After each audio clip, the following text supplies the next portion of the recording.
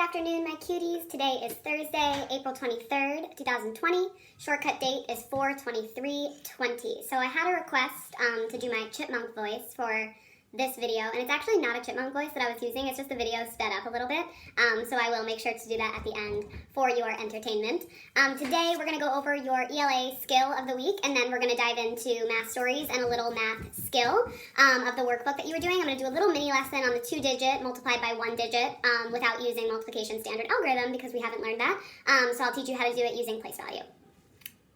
I did just want to share, because we're not reading personal development books right now, I did do a meditation today that basically just said how we're all doing a really good job, and instead of asking more of yourself right now and more of everyone around you today, just take a breath and think about how well you are doing and tell the people you work with how well they're doing as well. So I just wanted to say that I am so proud of you guys for just handling this whole quarantine with such grace and continuing to get your work done and spread positivity and be cute to each other, and just, this is challenging, and you guys are, you're doing it so well, and I'm really, really proud of you. So as always, we're going to start off with some shout outs.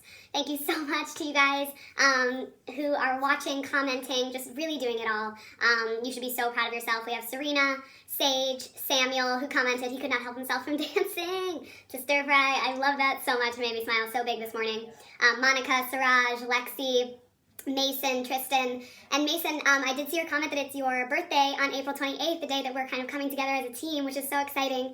So if you guys have any ideas of what we could do for Mason's birthday to make it a little more special, maybe we could each write a little card or a little picture to put up in the Google Hangout meeting on our computers. I don't know, you guys know I'm not really that great with birthday parties and stuff, so comment your ideas of what we could do to make his day a little bit more special. And Mason, if you have any special requests, make sure to let us know. Awesome. So we're not going to go over your ELA work today, but we're still going to continue to go over the skills so that it stays consistent. For week 2 for ELA, you guys are learning about character motivation. Character motivation is the reason why a character does, says, or thinks something, and it's typically tied to the problem. So in order to figure out a character's motivation, we have to ask ourselves, what is the character's problem, and what does the character want? Let's go over the words you need to know for the week. Repeat after me. We have bat, battery, blue, as in I blew a whistle, fuel, plug, term, and vision. Awesome. Remember, today is Thursday, so tomorrow for Friday's video, we'll be taking your weekly spelling test. I love that Carter and I believe London commented their scores at the bottom. That shows that you guys are really proud of them and that you did amazing work. We're going to go over Math Story 4.4 right now. I wouldn't necessarily put my work on the WOW workboard just because, as you guys know, and I've said 100 times this week, I don't have the packet printed, so I just rewrote it like this, so I don't have a model and equation for both parts, but I actually was working efficiently, so I'll show you what I did. So the first part says Pine Academy has 4 rows with 6 sunflowers in each row. As you can see, I represented that here. I did an array model because I think that's the most accurate representation. It asked me for the multiplication sentence, and I know that becomes pretty simple for me because I can literally see the groups and how many are in each group. So I know the multiplication sentence is 4 rows, so 4 groups of 6 equals 24 in total. Then the part B says that they wanted to add more, and they actually added just an additional 4 rows with 6 in each. So I don't know if you guys remember this when we were doing math stories in class and we talked about the word efficient, right? And how it doesn't necessarily mean that you're rushing through your work, but there are some times where there's just kind of work smarter, not harder situation. So I have my little efficient smarty here, and she's thinking to herself, I already know how many sunflowers are in 4 groups of 6, so I'm just going to do another one, right? So this is 4 groups of 6. They're adding another 4 groups of 6. So 4 groups of 6 I know is 24 because I did all the work at the top. So I can do addition, or I could do multiplication to get a total answer of 48 sunflowers. I hope I didn't mess that up. I really read that problem quickly. I'm not going to lie. So let me know. And then I scrolled through just to see what you guys were doing for the workbook page today. I saw that you had workbook page 47. It was all about time in the garden, and number 1 I felt was pretty simple if you were able to make a mind movie, and number 2 was really great, very doable as well, but number 2 was just a classic question for people who aren't willing to put in the discipline and the work and the amount of time that it takes to get to a final answer. You're not going to get it correct, but those people who were really gung-ho about making sure they understood all parts probably had a lot of fun with number 2. So if you're a math all-star, I really hope that you enjoyed number 2 of time in the garden. So number 1 says, for time in the garden, this is page 47 in your math workbook, It says Sarah is helping her neighbor plant lettuce in her garden. It takes Sarah 2 minutes to plant 1 lettuce plant. How many minutes would it take her to plant 15 lettuce plants? So I kind of just started making this model here to show me as I went along, right, how many minutes it would take to plant 1 lettuce plant at a time, okay? So I have 2 minutes would get me 1 lettuce plant, 4 minutes would then get me 2 lettuce plants, 6 minutes would get me 3, so on and so on and so on. And so I started to realize that the number of minutes divided by 2, so 10 divided by 2, 8 divided by 2, 6 divided by 2, 4 divided by 2, 2 divided by 2. So the number of minutes divided by 2 would get me my number of lettuce plants. So if I wanted 15 lettuce plants, I would have to multiply those lettuce plants by 2, and ultimately it would take Sarah 30 minutes. So your answer is 30 minutes for part A. Now, for part B, it says Sarah's neighbor says she will pay her $10 an hour to help in the garden. She asks Sarah to plant 36 tomato plants, and it takes Sarah 5 minutes to plant each one. How much money will Sarah earn? Show all your work. So you really needed to be converting from time to money, money to time, and really keeping track of what all of those things meant, okay? So you know that Sarah's getting $10 per hour. She wants her to plant 36 tomato plants, and it takes Sarah 5 minutes to plant 1 tomato plant, okay?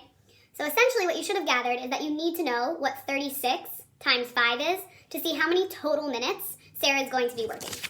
Now, we haven't learned multiplication for standard algorithm because standard algorithm is a trick. A great trick, an efficient trick, an accurate trick, but until you know what it means, we don't move on to the tricks, right? So I'm going to show you, based on place value, how to do 36 times 5, okay? So place value, you think about, what is the digit, what place value is the digit in? We know that the 3 is in the tens place. What's the value of that digit? The 3 in the tens place, the value is 30. So we can break apart the 2-digit number. So our first step is to do 30 times 5. I know that 3 times 5 equals 15, yes? Attach a 0 for place value. 3 times 5 equals 15, attach a place value for 0. 30 times 5 equals 150, okay? So I've handled the 30 in 36, but I haven't accounted for the 6. So I know that in 36, there's a 6 in the ones place. The value of that 6 is 6. So I also need to multiply.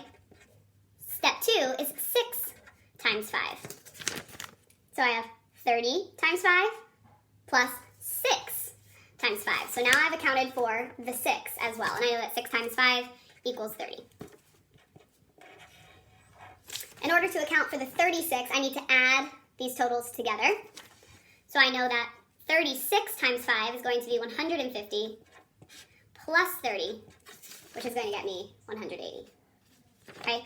Go ahead and rewind and watch that again if you need help, but also you can always look up how to multiply 2-digit numbers by 1-digit numbers on YouTube using place value in order to help you. Now, you also know that multiplication means groups of, so you could have also solved this problem without knowing any of that. It doesn't matter because you do know how to add. So I solved this as though I didn't know how to multiply a 2-digit by 1-digit number by just doing repeated addition, and I wrote 36 5 times, and I added them together, and I got 180, okay? So remember to use what you know. So ultimately, the first thing I was looking for is how many total minutes Sarah's going to be working on these tomato plants, because I know that it takes 5 minutes to do one. Eventually, I found out it's going to take her 180 minutes to plant all 36 tomato plants. But Sarah's not being paid by the minute, she's being paid by the hour. So I need to figure out how many hours 180 minutes is. And in order to do that, I have to know that 60 minutes are in 1 hour. So 180 divided by 60 equals 3 hours, and you could have used repeated addition to figure that out as well. And I know that 3 hours of work, because each hour is $10, is going to get, Sarah is going to earn $30. Let me know if you got that question right, and if you had fun with it the whole time. I was just like thinking about those of you who would have a lot of fun with that problem. And that problem was definitely the most challenging one that we've seen in a while, so it must have been a very nice brain warm-up. All right, I'm at 12 minutes. I'm going to try to get through this chapter. Oh, this chapter's short. Great. And then I will put a little bit of speed on it for a chipmunk voice so that you guys can enjoy, and it'll be pretty short. Today for Tales of Despero, we're reading chapter 43, What Cook Was Stirring. That night, Despero rolled the thread from the threadmaster's lair, along innumerable hallways and down 3 flights of stairs. Reader, allow me to put this in perspective for you. Your average house mouse, or castle mouse if you will, weighs somewhere in the neighborhood of 4 ounces. Despero, as you well know, this was in no way average. In fact, he was so incredibly small that he weighed about half of what an average mouse weighs. 2 ounces. That is all. Think about it. He was nothing but 2 ounces of mouse, pushing a spool of thread that weighed almost as much as he did. Honestly, reader, what do you think the chances are of such a small mouse succeeding in this quest? Zip, zero, nada. Goose eggs. But you must, when you are calculating the odds of the mouse's success, factor in his love for the princess. Love, as we have already discussed, is a powerful, wonderful, ridiculous thing, capable of moving mountains and spools of thread. Even with the love and purpose in his heart, Despero was very, very tired when he reached the door to the castle kitchen at midnight. His paws were shaking and his muscles were jumping, and the place where his tail should be was throbbing. And he still had a very, very long way to go. Into the kitchen and down the many stairs of the dungeon, and then through, somehow, someway, through a rat-filled darkness of the dungeon itself, not knowing where he was going. And, oh, reader, when he stopped to consider what lay ahead of him, Despero was filled with an icky feeling of despair. He leaned his head against the spool of thread, and he smelled celery there as he thought of Hovis and how Hovis seemed to believe in him and his quest. So the mouse raised his head and squared his shoulders and pushed the spool of thread forward again, into the kitchen where he saw, too late, there was a light burning. Despero froze. Cook was in the kitchen. She was bent over the stove. She was stirring something. Was it a sauce? No. Was it a stew? No. The cook was stirring soup. Soup, reader, in the king's own castle, against the king's word and law, and right under the king's nose. The cook was making soup. As the mouse looked on, Cook put her face into the steam rising from the pot and took a deep breath. She smiled, a smile that was so satisfying, and the steam rose around her, caught the light of the candle, and made a halo over her head. Despero knew how the cook felt about mice in her kitchen. He remembered quite clearly her instructions to Mig regarding himself. Kill him. The only good mouse is a dead mouse, the cook said. But he had to go through the cook's kitchen to get to the dungeon door, and he had no time to waste. Soon daylight would be dawn, and the whole castle would be awake. And a mouse would have no chance at all of pushing a spool of thread across the floor without attracting a great deal of attention. He would have to sneak past the mouse-hating cook now. And so, screwing his courage to the sticking place, Despero leaned against the spool of thread and set it rolling across the floor. Cook turned from the stove, a dripping spoon in her hand, a frightened look on her face, and shouted, "Who's there?" Have a great night. I love and miss you. Encourage your friends, if you talk to them, to continue doing the work, continue to watch videos, and just tell them how great of a job that you are doing and that they're doing.